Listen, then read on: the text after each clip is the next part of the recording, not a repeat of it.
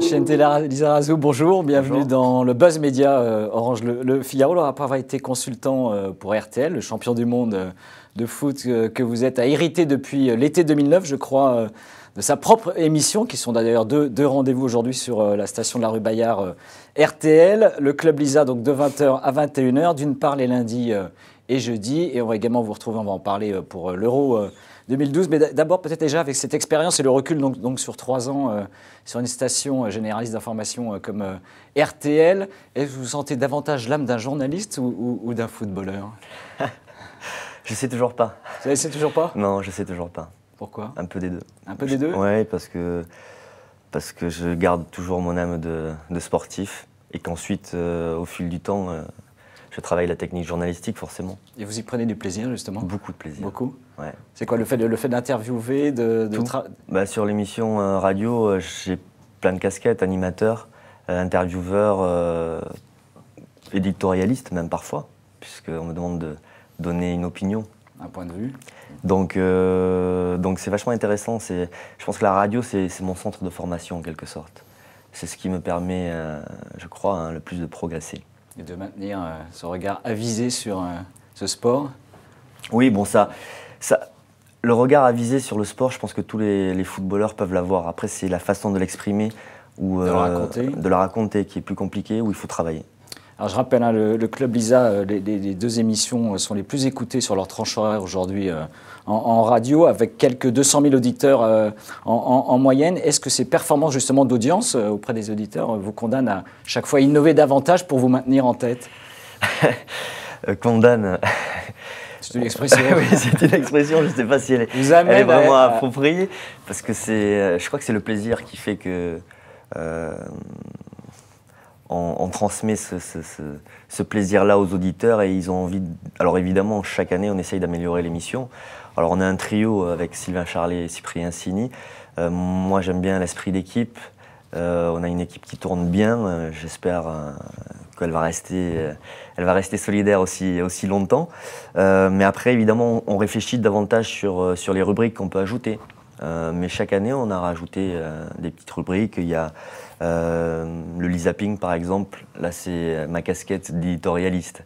Il y a la semaine de Cyprien Sini, qui est une vision, on va dire, de ce qui s'est passé dans le foot avec beaucoup d'humour. Voilà, donc à chaque fois, on essaye de rajouter des petites touches. L'émission du jeudi, elle, c'est une émission interactive avec les auditeurs, parce que les auditeurs étaient un petit peu frustrés de moins participer à l'émission du lundi, parce qu'elle dure que 1 heure. Donc, et elle est plus autour d'un invité. Voilà, autour d'un invité, donc c'était focus sur l'invité. Le jeudi, c'est vraiment pour les auditeurs, donc là, ils peuvent poser des questions, ils peuvent même faire le conducteur de l'émission. Donc cette émission-là, c'est une vraie nouveauté et ça marche très bien. Alors, je rappelle, comme chaque année à cette période, l'ensemble des grandes stations de radio travaillent sur leur grille de rentrée. Est-ce que vos 2 rendez-vous, justement, parce que vous parliez peut-être d'amélioration pour les mois à venir, est-ce que vous avez sécurisé, comme on dit, vos 2 émissions pour la rentrée? Il me semble. Il vous semble? Donc, on vous retrouvera sur RTL. Oui. Et vous avez déjà des aménagements, d'ailleurs, en vue, des innovations prévues?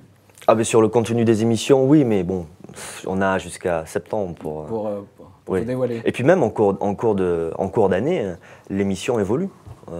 Si je pense à des nouvelles rubriques, si je pense que ça peut... Vous n'êtes pas figé? Non, on n'est pas figé, complètement. Alors d'ici la rentrée, le 8 juin démarre pour le monde du football l'Euro 2012. Est-ce que RTL va sortir d'une certaine manière la grosse artillerie? Oui, puisque tous les soirs de 20h à minuit, c'est la grosse soirée Euro présentée par Christophe Paco. Et puis moi, j'interviendrai à chaque fois qu'il y aura un match de l'équipe de France. Je serai en quelque sorte le grand spécialiste de l'équipe de France pour RTL. L'œil avisé en permanence sur la manifestation. Qu'est-ce que vous avez envie de dire sur l'Euro? Qu'est-ce que vous pouvez retenir de l'Euro avant que ça ne démarre? Sur l'événement lui-même. Sur l'événement, que les favoris ne gagneront pas l'Euro. À savoir l'Espagne et l'Espagne. L'Espagne et l'Allemagne. Donc votre pronostic? Non, parce que je pense que l'Espagne risque de payer 4 ans au plus haut niveau. Et je pense qu'ils arrivent en bout de route au niveau physique. Ils peuvent le payer parce qu'ils vont manquer de fraîcheur. Et puis l'Allemagne, curieusement, l'Allemagne a révolutionné son jeu. Elle est devenue une équipe beaucoup plus spectaculaire. mais elle a perdu ce qui était sa culture de la gagne et son esprit de compétiteur. Et je pense qu'à l'image de ce qui s'est passé avec le Bayern en finale de la Ligue des Champions, l'Allemagne peut le payer là aussi. Donc ça peut être un vainqueur assez surprenant finalement. Enfin, c'est ma position du moment. On va vous interroger au moment de la finale. Alors je rappelle que vous étiez également chroniqueur pour le quotidien L'Équipe et également consultant sportif pour TF1. Votre regard avisé sur un nouvel opérateur qui est rentré en France, donc le Qatar avec Al Jazeera, qui lance les chaînes beIN Sport. Je rappelle, c'est à partir du 1er juin, chaîne payante avec quelques fenêtres en clair. Comment vous analysez l'entrée sur le marché d'une certaine manière fracassante face notamment à Canal+? Ah oui, fracassante, oui, ça a mis un énorme bordel un petit peu partout, je crois, dans le paysage. Dans les droits? Oui, dans les droits et au niveau des différentes télévisions. Vous le savez, TF1, on a perdu la Ligue des Champions, ça a bousculé Canal+ aussi, donc ça a réparti un petit peu les droits et c'est vrai que ça a mis le bordel un petit peu partout en général. Vous considérez que c'est plutôt une bonne nouvelle, qu'il y ait une nouvelle donne, justement, que le marché soit secoué un peu ou pas? Il faut avoir du recul par rapport à ça, je n'en sais rien. Ce qui est sûr, c'est que ce soit Canal ou à TF1, la donne a complètement changé. Et donc, il faut s'en inquiéter ou pas? On verra dans le futur. Est-ce que justement Al Jazeera et le groupe qatarien vous a sollicité? Vous ne pensez pas que si j'ai des offres de la concurrence, je vais vous en parler quand même? Non, vous ne me répondrez pas. Ben non.